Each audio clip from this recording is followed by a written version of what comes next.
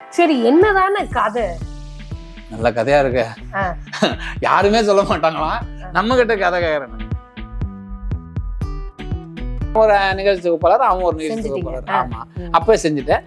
அதுக்கப்புறம் 2 பேரும் சேர்ந்து ஒரு ஷோ பண்ண வேண்டிய சூழ்நிலை வந்தது. அது ஹிட் ஆனது வந்து மாமா மாப்பிள்ள ஒரு ஷோ போச்சு. அது ஹிட் ஆனது 2 பேரும் ஒரு காம்பினேஷன். அப்பதான் அடடா, அப்பா நமக்கு சோறு ஊட்டும் போது அந்த ஆன்டி காமிச்சு ஊட்டினாரு, அதுக்கே இவ்வளவு அம்மா அடிக்கிறாங்களே. அப்பா அந்த ஆன்டிக்கே சோறு ஊட்டினாரு, அதை பார்த்தா என்ன போட்டு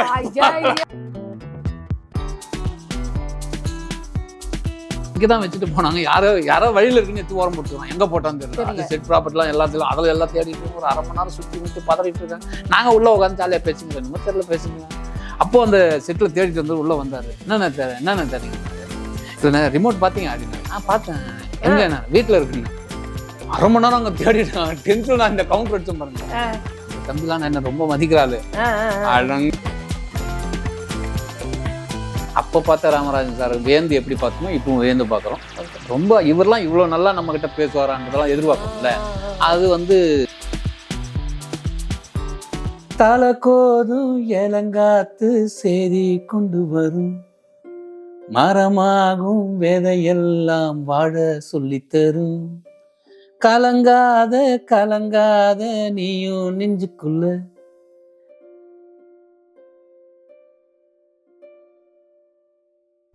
I am not the ordinary person. Extraordinary. இந்த படத்துல சாமானியன் படத்துல வரும்ல.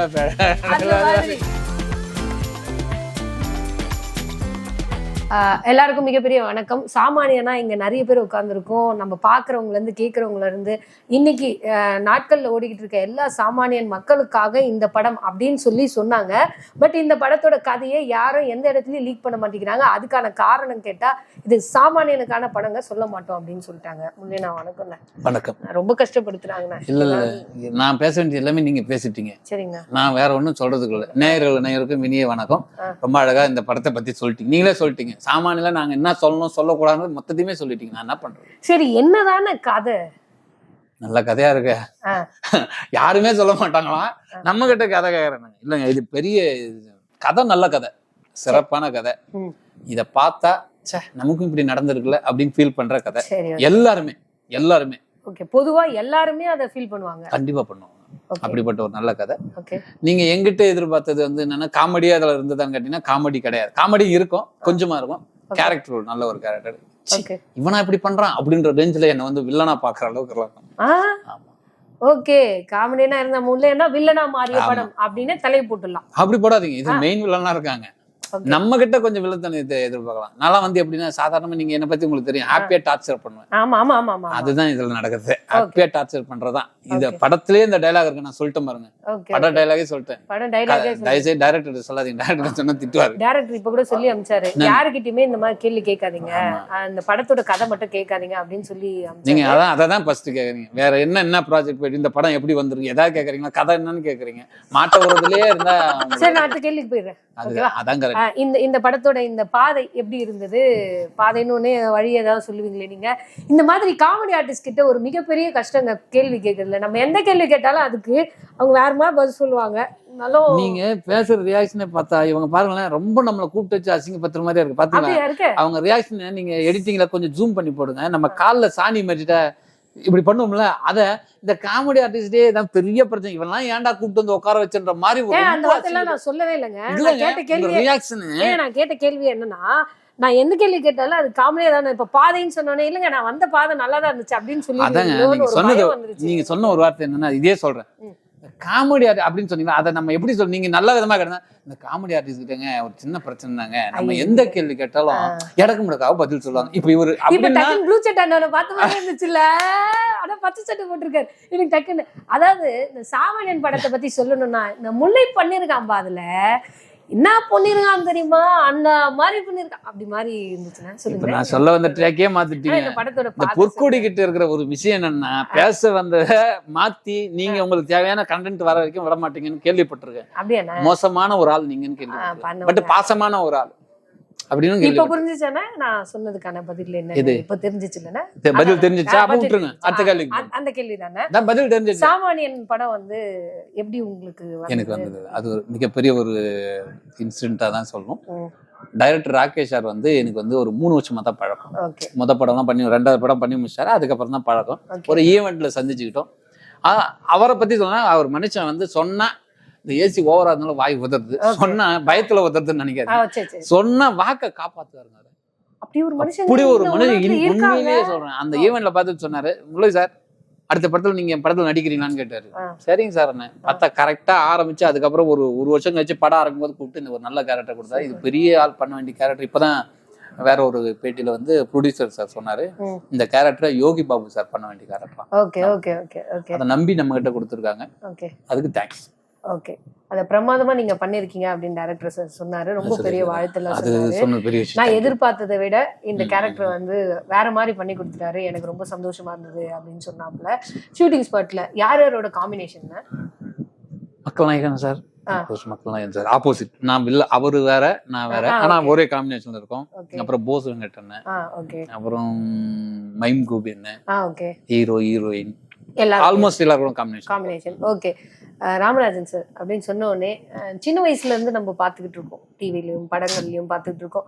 அவரை வேற மாதிரி நம்ம கொண்டாடிட்டு இருந்தோம்.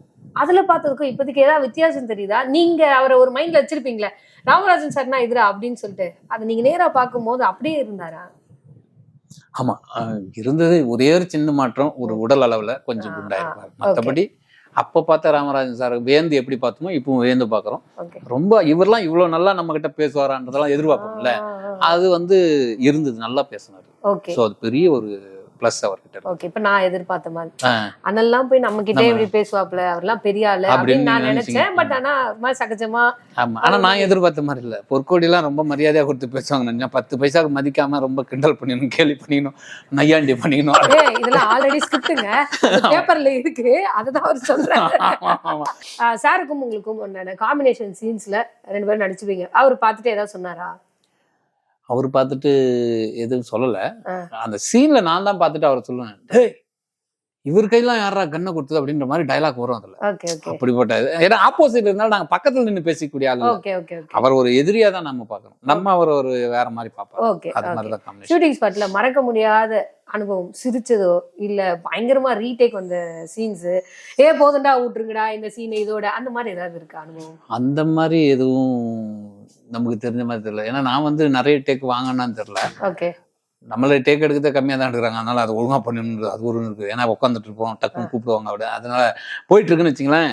படத்துல எடுக்கல, அந்த சீன்ல வெளியே நடந்த ஒரு சம்பவம் எப்பவுமே காமெடியா. நம்ம நீங்க சொன்னதான், இந்த வாய வச்சுன்னு சும்மா இருக்க மாட்டோம், ஏதாவது ஒரு கவுண்டர் போடுவோம், திடீர் அந்த நேரத்தில் தப்பாயிரும்ல. அது மாதிரி நடந்த சம்பவம் தான் இதை சொல்றது. இந்த படத்துல ஷூட்டிங், அவர் வந்து பேங்க் சீனு ஷூட் பண்ண போறாங்க. ஷூட் பண்ணி எல்லாம் ரெடி பண்ணிட்டாங்க. அவர் வந்து ரிமோட்ல ஆன் பண்ணணும் டிவியை. அவரை ஆன் பண்ணோம். அப்போ வந்து ரிமோட்டு காணும். செட்டில் வச்சு இங்கதான் வச்சுட்டு போனாங்க. யாரோ வழியில இருக்குன்னு எடுத்து ஓரம் போட்டுக்கிறான், எங்க போட்டான்னு தெரியல. அது செட் ப்ராப்பர்ட்டிலாம் எல்லாத்தையும் அதில் எல்லாம் தேடிட்டு ஒரு 1/2 மணி நேரம் சுற்றி பதறிட்டு இருக்காங்க. நாங்க உள்ள உட்காந்து ஜாலியா பேசுங்கிறோம், என்னமோ தெரியல பேசுங்க. அப்போ அந்த செட்டில் தேடிட்டு வந்து உள்ள வந்தாரு. என்னென்ன தெரியுங்கன்னாரு. இல்லைண்ணா ரிமோட் பாத்தீங்க அப்படின்னாரு. பார்த்தேன். எங்க வீட்டுல இருக்குன்னு. 1/2 மணி நேரம் அங்க தேடிட்டு இருக்காங்க. டென்ஷன். நான் இந்த கவுண்டர் அடிச்சோம் பாருங்க. அந்த தம்பிலாம் நான் என்ன ரொம்ப மதிக்கிறாள் அப்படின்னு போயிட்டாள், எதுவுமே சொல்ல. ஏன்னா அந்த பதட்டத்துல நான் இப்படி கவுண்டர் அடிச்சோம். அப்புறம் அன்னைக்கு இவனு சொன்னேன், வேற யாருன்னா தான் அசிஸ்ட் பண்ண நீங்க இல்ல, அவனே 1/2 மணி நேரமா பாவம் தேடி திட்டு வாங்கி தேடிப்பாங்களா. ப்ரொடியூசர் வெயிட் பண்றாரு, திட்டிட்டு இருக்காரு, அங்க டைரக்டர் திட்டுறாரு, எல்லாம் திட்டுறாங்கல்ல. அதுல வந்து நம்ம கிட்ட இங்க உட்காந்து நானே இது ரிமோட்டை பார்த்தேன் வீட்டுல இருக்கு. நான் என்ன சொல்ல நினைச்சேன்னா, அந்த ரிமோட் எங்கன்னு கேட்டா இப்பதான் ஆஃப் பண்ணிட்டு வச்சுமே, இங்கதானே இருக்குன்னு சொல்லலாம் பார்த்தேன். அப்படி அந்த அளவுக்கு ரொம்ப டென்ஷன். ஜாலியா கமெண்ட் டக்குன்னு வந்தது இல்ல. அதுதான் அது மாதிரிலாம் நிறைய வரணும். அதுக்கப்புறம் ஃபுல்லா அதே சொல்லி சிரிச்சுன்னு இருப்போம். ஓகே. ஸ்டார்டிங்ல இருந்து முல்லை அப்படின்னு இது வரைக்கும் யாரும் தனியா சொல்லி பார்த்தது இல்ல. முல்லை கோதண்டம் அப்படின்னா எனக்கு ஒரு சில டைம்ல டவுட்டே வரும். முல்லை கோதண்டம் அது எல்லாருக்கும் நிறைய. அது வந்து எனக்கே இப்ப அவரை இன்ட்ரோடியூஸ் பண்ணும்போது முல்லைன்னு சொல்லுமா கோதண்டம் சொல்லுமா, 2 பேருமே வந்துட்டா பிரச்சனையே இல்ல. நம்ம கூட இப்ப முல்லை கோதண்டம் இருக்காங்க, பூசி மாட்டிட்டு போயிடலாம். சரி, பூசி மாட்டிட்டு நீங்க இனிமே முல்லைன்னா எப்படி ஞாபகம் வச்சுப்பீங்க, கோதண்டம்னா எப்படி சொல்லுங்க. முல்லைன்னா சந்தனம் போட்டு வச்சிருப்பாரு, அதுல ஞாபகம் வச்சிருக்கேன். கோதண்டம்னா சந்தனம் போட்டு பாதி தான் வச்சிருப்பாரு, அழிச்சிட்டு வந்திருப்பாருன்னு ஞாபகம் வச்சுக்கிறேன். ஓகேவா? சரி, ரைட், விடுங்க. ஏதோ அவங்க ஒரு ஃப்ளோல சொல்லிட்டாங்க, மன்னிச்சு விட்டுருங்க. ஆமா, இதுல கோதண்டமும் பண்ணியிருந்தாப்ல ஒரு சீன். நான் என்னோட காம்பினேஷன்ல தான் அவனும் வந்திருப்பான். பட் ஆனா அது எடிட்டிங்ல போயிருச்சு, அது சென்சார்ல தூக்க சொல்லிட்டாங்க. அதனால இந்த படத்துல வர வேண்டிய வாய்ப்பெல்லாம் போச்சு. ஓகே. பொதுவா உங்களோட நட்பு எப்படி தொடங்குச்சு, இப்ப எப்படி இருக்கு? அது வந்து இது மாதிரிங்க, எங்களுடைய நட்பு எப்படின்னா, ராமர் வந்து எத்தனை வருஷம் காட்டுக்கு போனார் தெரியுங்களா உங்களுக்கு? 14 வருஷம் சொல்லுவாங்க. கரெக்டா? சொல்லுவாங்கலாம் இல்ல, கரெக்டா சொல்லுங்க. அதான் நீங்க என்ன 14. படிச்சிருக்கீங்க? நான் ஏதோ 10வது முடிச்சு 12வது வரதுக்குள்ள அப்படியே வந்துட்டேன் நான் இதுக்குள்ள. 10வது பாஸா? நான் பாஸ் ஆயிட்டேன். பத்தியாளா, இவங்க நம்மளை விட நிறைய காமெடி பண்றாங்க. பஸ் கொஞ்சம் பார்த்து நம்ம கொஞ்சம் ஹேண்டில் பண்ணணும், இல்லைன்னா நம்ம மார்க்கெட்டு கெட்டு போயிரும் போல இருக்கு. அப்படிலாம் இல்ல. சரி, அதான் 14 வருஷம் 14 வருஷம். எனக்கு அவனுக்கும். கரெக்டா சொல்லிட்டேன். ஆமா 1 மார்க். ஆமா, எனக்கு அவனுக்கும் 14 வருஷம் பழக்கம். அப்படியா? ஓ சரி. அந்த நட்பு சின்ன வயசுல இருந்தே. 14 வருஷம் தான் சின்ன வயசுனா, எனக்கு 14 வயசு தானே ஆகுது. என்ன கேக்குறாங்க? நான் என்ன நினைச்சேன், ஒரு 6 வயசுல நட்பு இருந்தா இப்ப 20 வயசு ஆகுது. உங்களுக்கு வயசு ஆயிடுச்சோ? இல்ல, இத நம்ம அவாய்டே பண்ணிக்கலாம்னு நினைக்கிறேன். அக்கா அப்படி சொல்லாதீங்க. நான் 20 வயசுல நினைச்சா தம்பியா இருப்பீங்க, சின்ன வயசுல இருந்து ஒரு நட்பா இருக்கும் அப்படின்னு கேட்டேன். இல்லங்க, நீங்க சின்ன வயசுனா நீங்க 1வது வயசுல இருந்து கேட்டீங்கன்னு சொல்லுங்க. சாரிக்கா. சரி ஓகே, விட்டுருவோம் இந்த क्वेश्चन அவாய்ட் பண்றோம். இத அப்படியே கட் பண்ணியே விட்டுருவோம்ன்றேன். இல்ல, போடுங்க. சரி ரைட். அதனால என்னன்னா 14 வருஷம் நாங்க ஒரு சேனல்ல நடிக்க வந்தோம். நான் ஒரு ஆங்கரா பண்ண வந்தேன். நீங்க உங்களை மாதிரி நிகழ்ச்சி, ஆனா உங்களை மாதிரி நல்லா நிகழ்ச்சி தொகுப்பாளர்லாம் கிடையாது. நான் ஒரு நிகழ்ச்சி தொகுப்பாளர், அவன் ஒரு நிகழ்ச்சி தொகுப்பாளர். ஆமா, அப்ப செஞ்சுட்டேன். அதுக்கப்புறம் 2 பேரும் சேர்ந்து ஒரு ஷோ பண்ண வேண்டிய சூழ்நிலை வந்தது. அது ஹிட் ஆனது வந்து மாமா மாப்பிள்ளையும் ஒரு ஷோ போச்சு. அது ஹிட் ஆனது 2 பேரும் ஒரு காம்பினேஷன் அப்பதான் வந்தது. ஓகே. எப்பவுமே இந்த காம்பினேஷன்லயே ஒரு அப்படி ஒன்னா வரும்போது நல்லா ஹைப்பா வராங்க. 2 பேரோட நட்பு நல்லா இருக்கு. ஒரு ஸ்டேஜ் போன உடனே அவங்களுக்குள்ள ஒரு ஈகோ கிளாஷ் கண்டிப்பா வரும். காட் கிரேஸ் அது உங்களுக்கு வரக்கூடாதுன்னு நான் நினைக்கிறேன். பட் இருந்தாலும் அதை எப்படி நான் தாண்டி வரீங்க? அதுதான், நீங்க எவ்வளவு ஒரு ஞானி, எவ்வளவு ஒரு ஜீனியஸ்ன்றது இதுலதான் நீங்க ப்ரூவ் பண்றீங்க. ஏன்னா உண்மை என்னன்னா, 2 பேர் ஒன்னா இருக்காங்கன்னா அவங்களுக்கு வந்து கண்டிப்பா ஒரு குறுகிய காலத்துக்குள்ள ஈகோ கண்டிப்பா வரும். இந்த எண்ணம் எங்களுக்கு முன்னாடியே வந்ததுனால சேரும் போதே நாங்க 2 பேரும் பேசிக்கிட்டு கோட்பாடு எங்களுக்குள்ள ஒரு லட்சியம் சொல்லுவோம்ல, அது என்னன்னா, எங்களுடைய கொள்கை என்னன்னா, நமக்குள்ள ஈகோ வரக்கூடாது, நீ பெரியாள் நான் பெரியாள் வரக்கூடாது அப்படின்றத நாங்க வெளிப்படையாவே பேசிக்கிட்டோம். எங்கிட்ட வந்து சொல்லுவான், நீ டைலாக் பேசினது தானே நல்லா இருக்கு மச்சான், சரியா வந்திருக்கு, அவன் சும்மா ஆக்ஷன் கொடுத்துட்டு போறான், நீ டைலாக் பேசாம ஆக்ஷன் கொடுத்தா எடுக்குமா அப்படின்னு எங்கிட்ட சொல்லுவான். அவங்ககிட்ட போய் என்ன சொல்லுவான், மச்சான் நீ ரியாக்ஷன் கொடுத்தனால தாண்டா, இல்லைன்னா சும்மா டைலாக் பேசி என்னடா பிரயோஜனம் அப்படின்னு 2 பேர்கிட்டையும் இப்படி பேசுவாங்கடா. 2 பேர்கிட்ட சொன்னாலும் தலையை மட்டும் ஆட்டிக்கிட்டு வந்துரு, மண்டையில ஏத்திக்க அப்படின்ட்டு நான் அவனுக்கு சொல்ல, அவன் எனக்கு சொல்ல, இப்படி எடுத்துவான். அதே போல எங்க போனாலும் என்ன பேமெண்ட் வாங்கினாலும் நம்ம 2 பேருக்கும் ஷேரிங் தான். 50% செலவு போக அப்படி ஈவெண்ட் முத கொண்டு. அதனால எங்களுக்குள்ள இது வரைக்கும் எந்த ஒரு இது இல்லாம. ஆனா நீங்க ஒரு மிகப்பெரிய சிங்கர் அப்படின்னு சொல்லி கேள்விப்பட்டேன். இல்ல நான் கேள்விதான் பட்டேன். ஓகேவா? ஆனா இப்ப உள்ள வரும்போது திடீர்னு ஒரு பாடல் உள்ள ஓடிட்டு இருந்துச்சு. ஆமா, அங்க எல்லாத்துலயும் பாடிடுது, கேக்குறாங்க, விருப்பப்பட்டு கேக்குறாங்க. இல்ல நான் இப்ப ரூம்குள்ள வரும்போது நான்ல எஸ்பிபி சார் இல்லன்னு சொன்னாங்க, திடீர்னு சாரோட வாய்ஸ் உள்ள கேக்குதுன்னு திறந்து பார்த்தா நீங்க உட்கார்ந்துருக்கீங்கன்னு அப்படியே பதறடிச்சு ஓடி. இல்ல அதனாலதான் உள்ளே வந்தேன். உள்ள வந்து முதல்ல கேமராவை அண்ணா பாட்டு பாடுறத முதல்ல நம்ம ரெக்கார்ட் பண்ணி ஆகணும். நம்ம கேட்டது முக்கியம் கிடையாது, நம்ம ரசிகர்களும் நேயர்களும் கேட்டே ஆகணும். நம்ம பட்ட அவஸ்தை நமக்கு மட்டும் எல்லாருக்கும் வேணும்னு கேக்குறீங்க. அது வந்து சரி, பாடணும் உங்களுக்கு அதுதானே. அந்த சுதி பிடிக்கிறனா என்னன்னு தெரியல, இருந்தாலும் பாடுவோம். என்ன மியூசிக் போடுறீங்களா? போன் வருதா? போட்ட மியூசிக். தலை கோதும் இளங்காத்து சேதி கொண்டு வரும், மரமாகும் விதையெல்லாம் வாழ சொல்லித்தரும், கலங்காத நீயும் நெஞ்சுக்குள்ள, இருளாத விடியாத நாளும் இங்கு இல்ல, ரொம்ப பக்கம்தான் நிழல் நிக்குதே, ரொம்ப பக்கம்தான் நிழல் நிக்குதே, உன்னை நம்பி நீ முன்ன போகையில பாதை உண்டாகும், நிக்காம முன்னேறு, கண்ணோரோ ஏன் கண்ணீரு, நிக்காம முன்னேறு. என்ன ஒரு அர்த்தத்தோட இவ்வளவு அழகான பாடலை சூஸ் பண்ணி எடுத்திருக்கீங்க. ஆனா நல்லா பாடல, அதை சொல்ல பாத்தீங்கன்னா என்ன அர்த்தத்தோட அழகான பாடலை சூஸ் பண்ணி இப்படி கெடுத்திருக்கேடா மாபாவி. இல்ல அழகான இந்த குரலுக்கு வந்து எனக்கு என்ன பரிசு கொடுக்கறதுன்னா அப்போதைக்கு எதுவும் இல்ல விட்டுரும். இல்ல கையில இருக்கு, அதை கைட்டு கொடுக்க முடியாது. இல்ல கைட்ட முடியல, டைட்டா இருக்கு, வேற ஒண்ணும் இல்ல. சிறப்பு அருமையான வாய்ஸ். சந்தோஷமா இருக்கு. அதாவது நான் இந்த மிமிக்ரி பண்றவங்க எல்லாரையும் பார்த்திருக்கேன். எப்படின்னு பாத்தீங்கன்னா அவங்களால மத்தவங்கள மாதிரி மிமிக்ரி பண்ண முடியும்ன்ற மாதிரி அவங்களால அவங்களோட பாடல்களை பாட முடியும் தெரியுமா? அது வந்து ஒரு மாதிரி இவங்களுக்கு அவங்கள விட நிறைய ஆற்றல் அதிகமா இருக்கு அப்படின்னு நான் நிறைய யோசிச்சிருக்கேன். ஏதாவது ஒரு ஸ்டாண்டப் காமெடி எனக்கு அது சொல்ல முடியுமா? ஸ்டாண்டப் காமெடி ஸ்டாண்டப் காமெடி என்னது இப்ப போய் என்னத்த ஜோக் சொல்ற நின்னுட்டு சொல்லணுமான்னு யோசிக்கிறீங்க. அதுதான் அது நான் I am not ordinary person. Extraordinary இந்த படத்துல சாமானியன் படத்துல வரும்ல எக்ஸ்ட்ராஆர்டினரி பர்சன். இது ஜோக் ஒண்ணு சொல்லணும்னா என்னன்னாங்க, ஒரு மீம்ஸ் வந்த ஜோக்கு அது நல்லா இருக்கு. நீங்க எல்லாம் பாத்துறீங்களா என்னன்னு தெரியல. சும்மா ஜாலிக்காக போட்டிருக்காங்க. அதை நீங்க தப்பா நினைச்சு அதனால முல்லை இப்படி சொல்றானே நீங்க தப்பா இல்ல நினைக்க மாட்டேன். ஒரு பையன் அவன் எட்டி பாக்குறான். இது மீம்ஸோட போட்டோ. இது நீங்க விஷுவலா எடுத்துங்க. ஒரு பையன் எட்டி பாக்குறான். அந்த பக்கம் அவங்க அம்மா அவங்க அப்பாவை போட்டு அடிச்சிட்டு இருக்காங்க. இதான் ஸ்டில். அவங்க அம்மா அவங்க அப்பா போட்டு இந்த பையனோட அம்மா பையனோட அப்பாவை அடிச்சிட்டு இருக்காங்க. இதுதான் ஒரு போட்டோ. இதுக்கு மீம்ஸ் போட்டிருக்காங்க. நீங்க ஏதாவது இதுக்கு ஐடியா வருதா? ஏதாவது இதை பார்த்து இது ஏதாவது சொல்ல தோணுது உங்களுக்கு? எட்டி பாக்குறான் பையன், அம்மா அப்பா போட்டு அடிச்சிட்டு தெரியல. இதுக்கு இவன் கீழே போட்டுறான். அந்த இடத்துல யோசிக்கிறான். அடடா, அப்பா நமக்கு சோறு ஊட்டும் போது அந்த ஆன்டியை காமிச்சு ஊட்டினாரு, அதுக்கே இவ்வளவு அம்மா அடிக்கிறாங்களே, அப்பா அந்த ஆன்டிக்கே சோறு ஊட்டினாரு, அதை பார்த்தா என்ன போட்டு இப்படி ஒரு கமெண்ட்ஸை போட்டிருக்காங்க. எப்படிதான் யோசிப்பானுங்க தெரியல. அதாவது அந்த அறிவு களஞ்சியங்கள் இன்னும் எவ்வளவு பேர் இருக்காங்க. நம்ம சீரியல் எல்லாம் பாத்தீங்கன்னா அந்த ப்ரோமோஸ் எல்லாம் போடுவாங்க பாத்தீங்களா, அது போட்ட உடனே கீழே கமெண்ட்ஸ்ல போய் பாத்தீங்கன்னா டைரக்டருக்கே இப்படி ஒரு யோசனை வந்திருக்காது. ஆமா, நம்ம இப்படி ஒரு கதை பண்ணலாமா அப்படின்ட்டு நான் நிறைய பேர்கிட்ட சொல்லுவேன். ஆமா, என்ன சொல்லுன்னா, சார் நீங்க ப்ரோமோ போட்டீங்களா அதோட விட்டுருங்க, அவங்க யோசிக்காதீங்க, அவங்க போட்டிருப்பாங்களே அதுல எடுத்து ஏதாவது ஒரு 4 பண்ணி விட்டுருங்க, முடிஞ்சிச்சுல்ல, நீங்க யோசிக்க வேணாம். அவனு என்ன நினைப்பானா, நம்ம கதைடா வா அப்படின்னு அவனுக்கு ஒரு கேஸ் போடுவானுங்க. இப்ப கதையே இல்லைனாலும் ஏதாவது நாங்க ஒரு இதுல சொல்லியிருப்போம் கதை, நான் சார் என்கிட்ட ஒரு கதை இருக்கு பண்றீங்களா அப்படின்னு. பண்ணுங்க. என்ன கதை சொல்லணும்னா, அதான் சார் ஒரு ஹீரோயின், ஒரு காமெடி ஆர்டிஸ்ட், 4 வில்லனுங்க அடியாளுங்க. ஹீரோயின் லவ் பண்ணுவாரு, வில்லன் எதிர்ப்பாங்க, ஃபைனலா வந்து கல்யாணம் பண்ணிப்பான் சார்.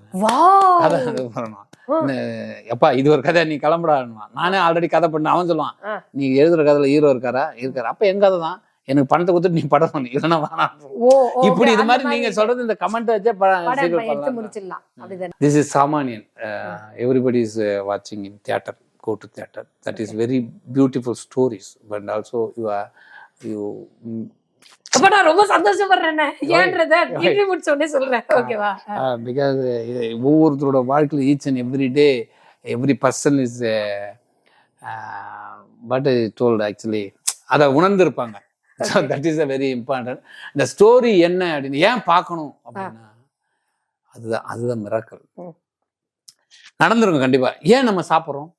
பசிக்குது, சாப்பிட்றோம். ஏன் நம்ம தூங்குறோம். ஏன் இதை பார்க்குறோம்? நம்ம வாழ்க்கையில் நடந்திருக்கு, பார்க்குறோம். பார்த்தீங்கன்னா கண்டிப்பாக தெரியும். ஃபீல் பண்ணிட்டு அழுதுட்டு தான் வருவீங்க. இது நடந்திருக்குல்ல நமக்கு அப்படின்னு. அந்த ஃபீலிங்கை கண்டிப்பாக ராமராஜ் சாரும் ராஜா சாரும் கொடுத்துருப்பாங்க அந்த படத்தில், நம்ம ராகேஷ் சார் மூலமா.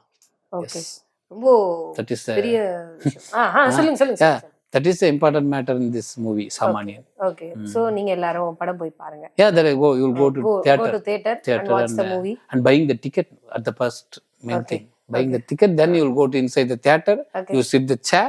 Then you open the eyes. You see the screen. Yes. Yeah, popcorn snacks is you like. You will like. You buying. Otherwise, you will inside the bag bhaji or bonda. Not so that theater watchman. Okay. Inside the bag, we'll go to. Okay, நல்ல ஐடியாஸ்லாம் நிறைய கொடுத்துருக்காரு. இந்த மாதிரி ஐடியாஸ்லாம் உங்களுக்கு வருமானு எனக்கு தெரியல. So idea கொடுத்த முல்லை அண்ணனுக்கு மிகப்பெரிய நன்றியை சொல்லணும். தேங்க்யூ. நீங்க இந்த மாதிரி நிறைய பண்ணிருக்கீங்கன்னு தெரியுது இது மூலியமாவே. எல்லாருமே பண்ணுவோம். இது வந்து தப்பான தியேட்டர்ல நம்ம ஸ்நாக்ஸ் எடுத்து போக மாட்டோமா? அந்த மாதிரி பஜ்ஜி போண்டா இப்பதான் அலௌட் இல்ல, முன்னால எடுத்து போனோம்ல. Okay okay. சப்போஸ் எங்கேயாவது மாட்டிக்கிட்டீங்கன்னா நீங்க இந்த இன்டர்வியூ காட்டலாம். முல்லை அண்ணனோடது காட்டினீங்கன்னா நான் வந்து பைசா கட்டிட்டு வந்துடுறேன். இந்த மாதிரி மனசு வேணுங்க. அதாங்க கடவுள்னு சொல்றோம் இவரை. அந்த மாதிரி மனசு யாருக்காவது இருக்கா? உங்களுக்கு இருக்குண்ணா. நீங்க இப்படியே சந்தோஷமா ஜாலியா சிரிச்சுக்கிட்டே இதே மனசோட ரொம்ப நாள் சந்தோஷமா வாழணும். சாமானியன் மிகப்பெரிய வெற்றி அடையும். அதே மாதிரி நீங்க பண்ற அடுத்தடுத்த படங்களும் வெற்றி அடையணும் அப்படின்றது எங்களோட வாழ்த்துக்கள். தேங்க்யூ பொற்கொணி மேடம். தேங்க்யூ. மீண்டும் ஒரு முறை நேயர்கள் அனைவருக்கும் இனிய வணக்கம், வாழ்த்துக்கள், நன்றி. உங்களோட ஆதரவு எங்களுக்கு தேவை. அன்புடன் உங்கள் முல்லை. நன்றி, வணக்கம்.